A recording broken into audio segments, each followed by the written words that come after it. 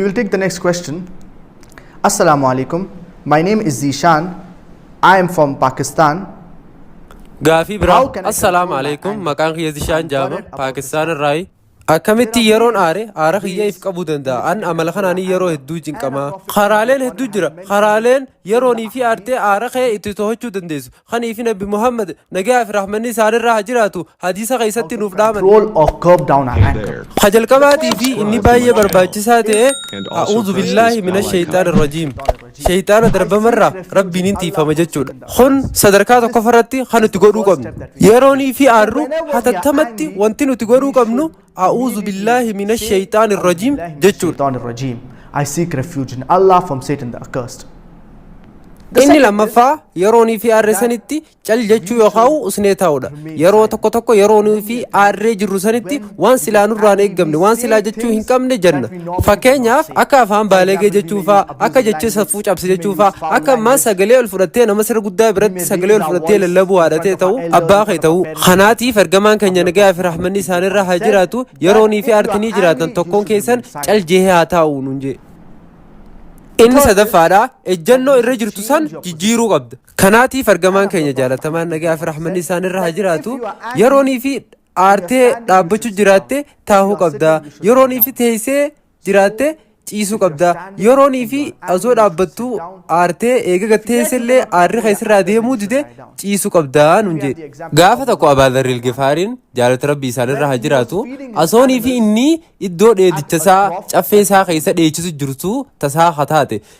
Uummanni murtaa'e tokko dhufanii dheechisuu eegalan beeladaa isaanii bikoo Abaadharriin dheechisu jiru kana. Asuma kun kanaan jiruuti beeladichi tokko keessa mi'a Abaadharrii cabse. Eegana Abaadharriinis hoggusuma ni aare. Eega aare boodaas gattaa yatattamaan waan ergamaan nagaa fi rahmanni isaanirra haa jiraatu barsiisan yaadate. Uummanni sama gaa jiru maaliif gatteessaa jaanii gaafatan. Inninis an ergamaa kiyya barsiisaa kiyya nagaa fi rahmanni isaanirra haa jiraatu jaalatamaa kattee isaan hordofaa. Inni akkana jennu barsee yeroonii fi aartanii jiraatan tokkoon keessan gadaa taa'uu nuun jee. Inni afuraffaa kun gorsa namootaati. Iddoo itti aartee jirtu san gallakkistee deemuu qabda. Bakka itti aarte sanirraa deemuu qabda. Fakkeenyaaf obboleessa keefaa hojii yoo mana tokko keessa wal mormitanii jiraattanii wal murguddan taate yeroodhaaf mana san gallakkiftee deemuu qabda. Sababiin isaa waan takka itti sheenoytu takkaa waan takka godhuu dandeessa taboota itti sheenoytu takkaa jecha ta'uu waa godhuu ta'uu. Tarii jecha afaan baaleegee ta'e dubbatta tarii ammoo obboleessa keetii wajjin wal dhooyta tarii ammoo waan hin taaneen isa darbattee ajjeesullee mala yeroo san tarii aarteeti ta'a garuu booda xiqqoo booda itti gaabbi eeganii fi wanti hedduun takka babbadde ta deebuu hin taane. Fakkeenyaaf yoo nii fi nama tokko ajjeefte waggaa sanitti yoo nii fi akka feeteetti illee gaabbite namicha san deebisuu hin dandeessu. Kanaatiif baay'ee barbaachisaadha mataa keenya dheekkamsa akka malirraa of qabuun yookaan aara kee to'ata yookaan immoo aara keetiitu si to'ata. Obsa qabaadhuuti waanii fi dhibbaatama booda itti sheenuuf teessu san hambisi. Haaluma sirratti hundarratti obsuun waan hamaa ta'e waan dogoggora ta'e takkorraa sitiisa. Waan takka ta haraam taate takkarraa sitiisa. And being patient when you are angry saves 1,000 moments of regret later on.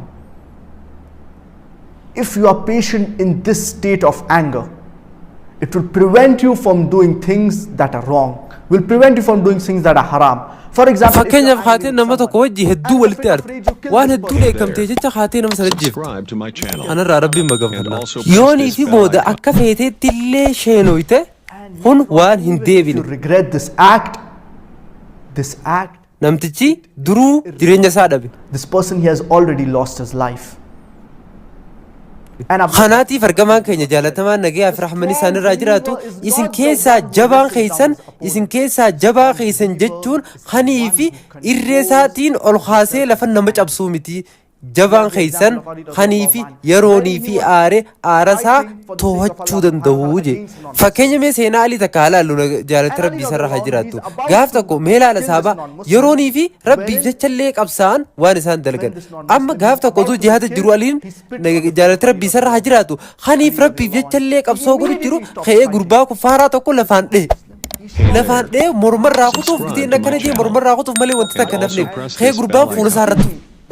Ni dhiise bakka aliin jaalatti rabbii isarraa jiraattu gurbaan ni rifate maaliif dhiise jee gaafte to this non-Muslim. Aniinis jaalata rabbii isarra haa jiraatu. Before you spat on Kaniin my si face, diru I was si fighting for the ajjeesu sake of Allah deemuuf subhanahu wa ta'ala. ittiin gaafatamaan sodaadhee rabbi biratti aaraafiin si ajjeesee aaraaf gurbaa sana ajjeefte naachaa miti jee rabbiin kiyya na gaafachuun sodaadhee jeen.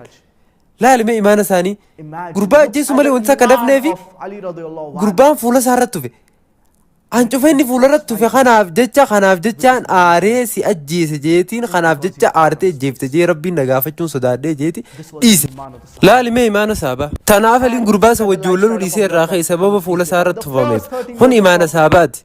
Yoonii fi akkaataa jireenya Nabi Muhammad nagaa fi rahmanni isaan irratti haa jiraatu laallees ammata 13 Makkaa turanitti yeroonii fi sahabaaleen gurguddoon akka Hamzaa Umar faan islaaminaa fudhatan gaafa islaamni humna qabaate gaafa isaan jajjaboo sanitti sahaboonni hedduun kufaartota Makkaa kana irratti irra deebi'ee isaan irratti duula gaggeessuu barbaade duula duraan irra gaggeessanii turan jechuudha haaloo isaan irraa buuf jecha kana ajajni Rabbi subhaanahu wa ta'aalaadha hin lolina obsaa ta'a jedhu isaan irra bu'e isaan irra deebi'anii loluu barbaadanillee sababa kuffaara Makkaa kanatti aaraniitiif sababa aara isaaniitiin isaan loluu barbaadanillee rabbiin falaa tokko tolu hin lolina ta'a isaaniin jee.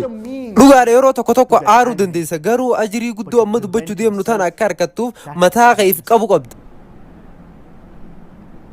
So you should abstain from doing anything that is haram, control ourselves in the fit of rage, in the fit of anger. And our beloved Ergamaan kan jaalatamaan nagaa fi rahmanni isaa irraa jiraatu tokkoon keessan inni yeroo aara isaa if qabaate rabbiin guyyaa du'aa ka'umsaa guyyaa qiyaamaa san quufaa fi sammuu isaa keessatti quufaa fi tasgabbii kaa. Subhanallah, what a hadith. Yaadimee guyyaa qiyaamaa san guyyaa ummanni hedduu rifatu san guyyaa ummanni nahu san ati yaaddoo dhabu yeroo hunda gizee aarree tasgabbaa'uu qabna obsuu qabna yeroo hunda oggaa aarree tasgabboonee barsiisee ergamaa kan jaalatamaa nagayaa fi rahmanni isaan irraa haa jiraatu hordofuu qabna. And we should curb down our anger, follow the teachings of our beloved Prophet Muhammad, peace be upon him. And we should always remember the true strength of a believer is not in wrestling down or fighting another believer, but it is in controlling yourself when you are in the fit of rage, when you are in the state of anger.